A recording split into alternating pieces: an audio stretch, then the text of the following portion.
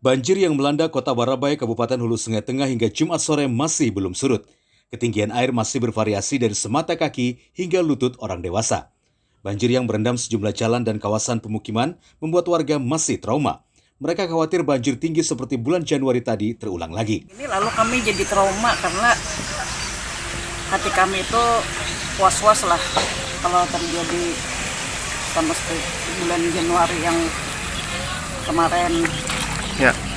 Ternyata kan ya seperti tahun-tahun yang sudah lewat yang kejadian banjir seperti ini.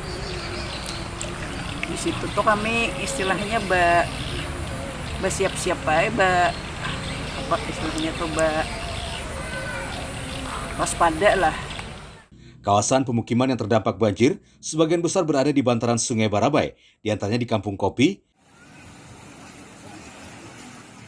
Hevea, Kampung Kadi,